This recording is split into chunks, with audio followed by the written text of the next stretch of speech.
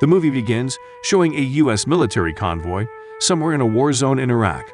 The main character, Sniper Chris Kyle, is perched on a rooftop, scoping out the path of a U.S. military convoy through his sniper rifle. He sees a man on a rooftop talking on a cell phone, and he appears to be watching the convoy, which Kyle reports it through his headset. He is told that if the man is reporting troop movement, he has the green light to shoot him, but Kyle is unsure. The man disappears from the rooftop, and a few moments later, a woman and a young boy appear in the doorway of the same building and walk toward the convoy. Kyle reports the woman and boy, noting that the woman is not swinging her arms as she walks and appears to be carrying something. He watches through the scope as the woman removes something from her cloak and hands it to the boy, and he realizes that it is a grenade. He again gets the green light to shoot, but his Marine guard warns him that he will be sent to prison for shooting a child if he's wrong. The film cuts to a young Chris hunting with his father, and he shoots and kills a deer. His father congratulates him on his excellent shot, telling him he has a gift. Chris happily approaches the deer, dropping his gun to the ground as he runs to it. His father reprimands him for treating his gun cavalierly. Over several scenes set in his childhood, we see young Chris, his younger brother Jeff, and his parents attend church, where he pockets a small, well-worn copy of the New Testament. There's also a scene of Jeff being beat up by a much larger kid on a playground. Chris runs up and pulls the bully off, beating him up. In the next scene, seated at the family's dinner table, Chris' father tells the boys that there are 3 kinds of people in the world: sheep, wolves, and sheepdogs. Sheep don't believe that there is evil in the world. Wolves are predators who commit evil, and sheepdogs are blessed with the aggression and bravery to protect the world from evil. The speech clearly makes an impact on Chris. Years later, Chris is competing in rodeos with his younger brother traveling alongside him. He returns home one night and finds his girlfriend in bed with another man. He hits the man several times and kicks him out before turning around to kick his girlfriend out. She complains that he abandons her every weekend to go to rodeos, believing himself to be a cowboy when he's just a failed farmer. As Chris and his brother watch TV, they see the news of a terrorist attack on the U.S. embassies in Tanzania and Kenya. Chris is angry that U.S. citizens are being attacked and feels compelled to do something to protect his country. He visits a U.S. Navy office and talks to the recruiter. The recruiter suggests that Kyle might be interested in the SEAL program and hands him a pamphlet, but Kyle remarks that he's not much of a swimmer.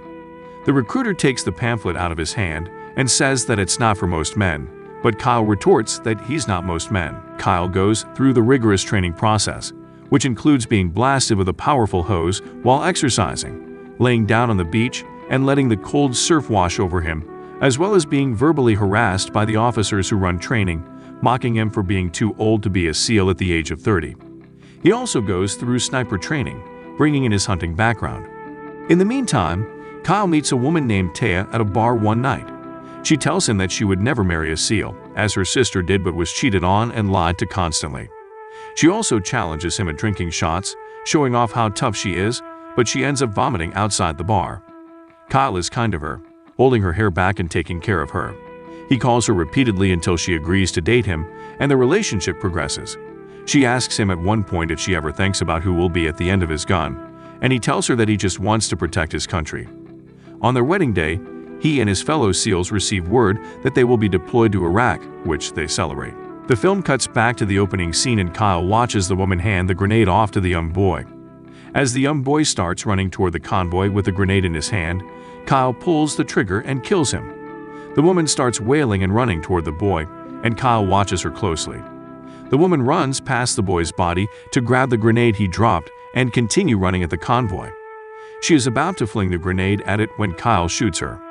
The grenade falls short of the convoy and explodes, leaving the troops unharmed. Kyle returns to the base camp, where a fellow SEAL congratulates him on his first kill. Kyle doesn't appear to regret the killing, but admits that he didn't think this is what it would be like to protect his country. Kyle continues to provide overwatch for Marine units who are going door to door through an evacuated city, searching for an al-Qaeda leader named Zarqawi. They are told that any military-aged male who remained in the city should be considered a threat. Kyle successfully watches over the troops, shooting many would-be attackers who carry guns and bombs. Kyle is dedicated to his job, even urinating in his post to avoid abandoning his watch. After a particular watch, Kyle reports that he had 6 kills, which is more than all the other snipers combined in the same shift. His fellow troops begin calling him the legend. Also, a bounty has been placed on his head by Al-Qaeda. Kyle also hears of an Al-Qaeda sniper who won a gold medal for shooting in the Olympics called Mustafa, known for making nearly impossible shots. Several times throughout, Kyle talks to his pregnant wife on the phone, and she tries to get him to be honest and tell her about what he's going through. He resists, but they talk and laugh together. She complains that she has to put the crib together by herself, and they express how much they miss each other. She also tells Kyle that his younger brother has been deployed to Iraq as well. During another Overwatch, Kyle complains about being assigned to Overwatch as he wants to be on the ground with the troops going door to door. He believes his training makes him better equipped than the Marines doing the job, and he can't protect them on Overwatch once they're inside a building. He finally abandons his Overwatch post and joins the Marines on the ground to welcome the legend. As they go door to door, they find a home where the family has refused to evacuate. The man tells them that it is his home, and he will not abandon it. Kyle questions the man with the help of an interpreter, showing him a picture of Zarqawi and asks him if he knows who he is. The man says that Zarqawi's second-in-command is a man known as the Butcher. He can give Kyle information on the Butcher, but he wants $100,000 in return. Kyle promises to help him, and the man provides a name. Kyle has the name checked out, which turns out to be useful intelligence, so they prepare to bring the cash to the man.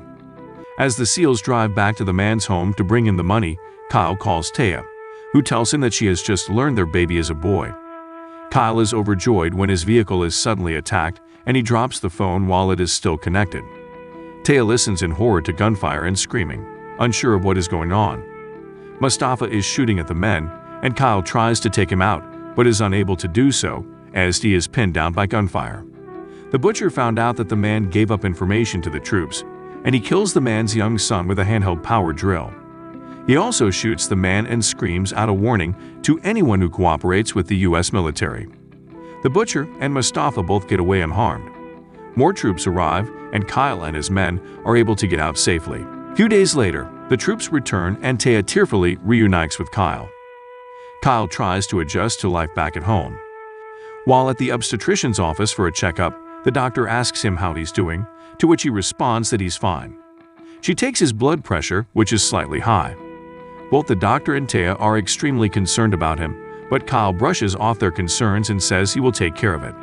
As they drive away, Taya tries to get him to open up, but Kyle just repeats that he's fine. Taya goes into labor, and they rush to the hospital where she gives birth to their son. Kyle redeploys for a second tour. After arriving in Iraq, Kyle sees his younger brother marching with his troop. Kyle cheerfully greets Jeff, who is about to be sent home and is much more battle-worn and conflicted. Jeff wearily walks away and tells Kyle, using the F word, to indicate how terrible the war zone is.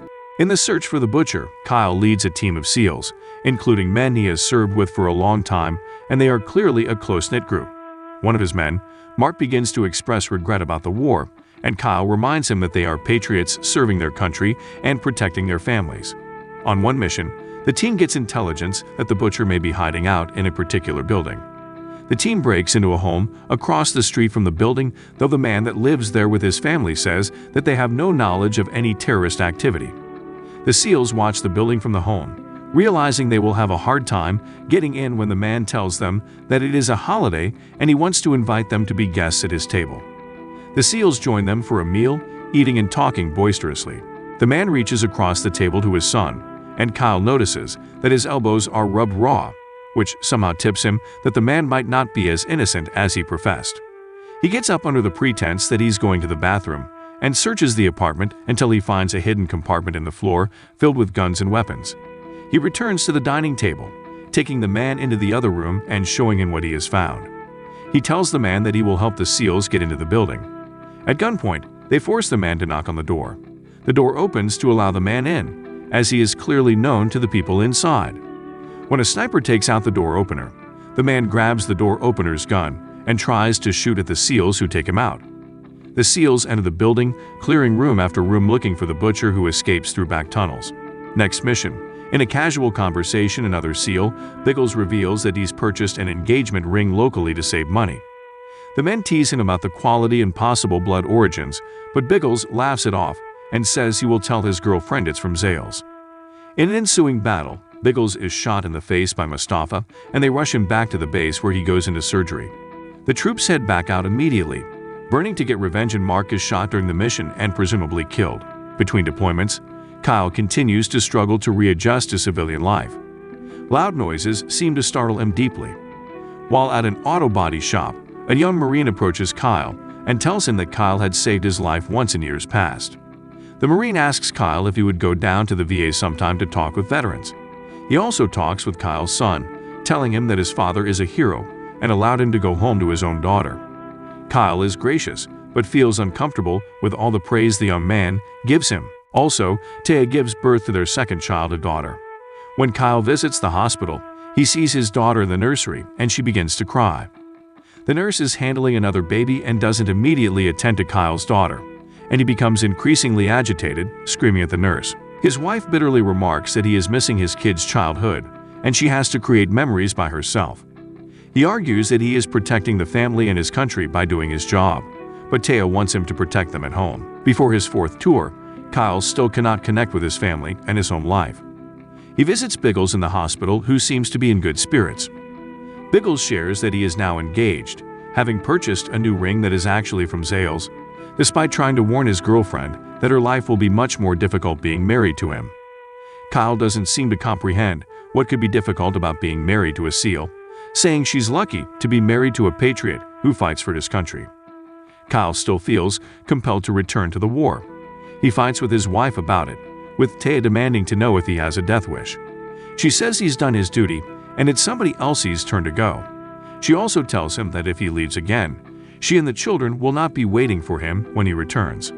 He tries to smooth things over but deploys yet again. In camp, while talking with another SEAL, Kyle finds out that Biggles has died in a recent surgery.